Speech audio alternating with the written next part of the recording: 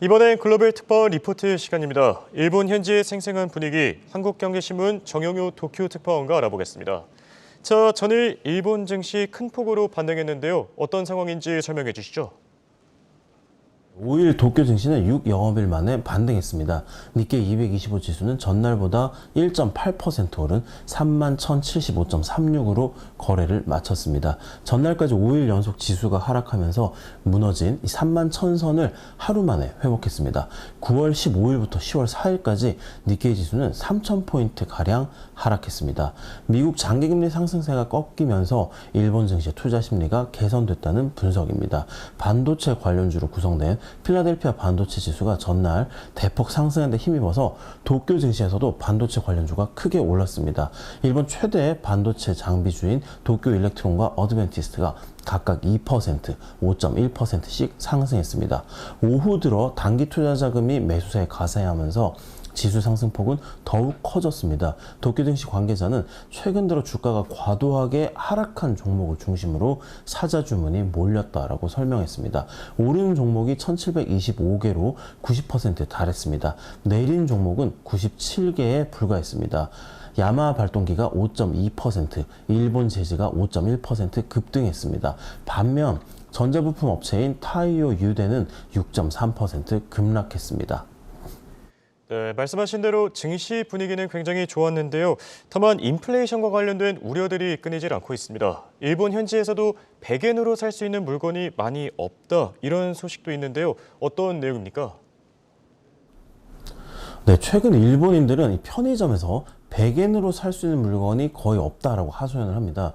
1, 2년 새 물가가 급등한 탓입니다. 도쿄 도심의 편의점과 대형 슈퍼마켓을 실제로 방문해서 확인을 해봤는데요. 대다수 상품의 가격표 앞자리가 작년 말과 달라져 있었습니다. 일본인이 고물가를 피부로 느끼는 상품은 컵라면과 도시락입니다. 1971년 니신 식품이 세계 최초로 개발한 컵라면 컵누들은 2016년 세계 누적 판매량 400억 개를 돌파한 인기 상품입니다. 간편하고 저렴하게 한 끼를 해결할 수 있는 메뉴답게 작년 5월까지만 해도 개당 평균 가격은 155엔이었습니다. 하지만 올 7월부터 컵누들 가격은 197엔으로 올랐습니다. 도쿄 도심 지역의 평균 가격은 201엔으로 앞자리가 바뀌었습니다. 일본 직장인이 점심으로 즐겨 찾는 편의점 도시락 가격 역시 2019년 8월 512엔에서 올해 7월 666엔으로 올랐습니다. 도쿄 고토구의 대형 슈퍼마켓에서 작년 초까지 416엔과 284엔이던 식빵과 우동면은 지난 7월 508엔과 340엔으로 앞자리를 바꿔 달았습니다. 라면, 우동, 빵 등 일본인이 즐겨 찾는 먹거리가 특히 많이 오른 건 밀가루와 식용유 가격, 즉 재료들의 가격이 뛰어서입니다. 2021년 12월 263엔이던 밀가루는 최근 324엔으로 역시 앞자리가 바뀌었습니다. 식용유 값은 2021년 3월 270엔에서 올해 475엔으로 2년 새 2배 뛰었습니다. 식료품 가격 그래프는 공통적으로 지난 20여 년간 평행선을 그리다가 러시아가 우크라이나를 침공한 작년 2월 전후로 급격히 상승합니다. 평행선의 길이가 일본의 디플레이션이 얼마나 만성이었는지를 보여준다면 이 그래프의 기울기는 물가가 얼마나 짧은 기간에 급하게 올랐는지를 나타냅니다. 한 세대 가까이 제자리 걸음을 하다가 1, 2년 새 갑작스럽게 뛴 물가가 일본인들에게 주는 충격은 상상 이상입니다. 8월 소비자 물가지수 CPI 상승률은 3.1%로 24개월 연속 1년 전 같은 기간보다 높았습니다. 17개월 연속 일본 정부와 일본은행의 물가 목표인 2%를 웃돌았고요. 3%를 넘은 것도 12개월째입니다.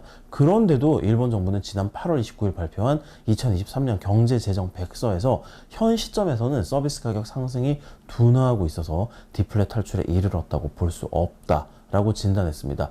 내년과 2025년 물가 상승률이 1.9%와 1.5%로 또다시 2%를 밑돌 것으로 예상되기 때문입니다. 물가가 급등하는 것은 엔저에 따른 수입 물가 상승의 영향을 무시할 수 없는데요. 최근 달러당 엔화 가치는 일시적으로 150엔 선이 무너지는 등 약세를 이어가고 있습니다. 미국과 일본의 금리 차가 여전히 큰 폭으로 벌어져 있어서 엔화 가치의 반등을 당장 기대하기도 어렵다는 분석입니다. 글로벌 투자은행들도 엔화 전망치를 잇따라 하향 조정하고 있습니다. 골드만삭스는 지난 8월 25일 보고서를 통해 달러당 엔화 가치를 3개월 후 150엔, 6개월 후 155엔으로 낮춰 잡았습니다. 엔화 가치가 3개월 후 140엔, 6개월 후 135엔을 나타낼 것으로 예상했던 기존 전망치를 크게 하향 조정했습니다. 뱅크 오브 아메리카도 8월 23일 보고서에서 올 연말 달러당 엔화 가치가 150엔까지 떨어질 것으로 예상했습니다. 기존 전망치 145엔보다 5엔 하향 조정했습니다. 뱅크 오브 아메리카는 미국 중앙은행 FED가 기준금리를 인하하지 않으면 엔화 가치는 160엔까지 떨어질 수도 있다고 전망했습니다. 지금까지 도쿄에서 한국경제신문 정혜였습니다.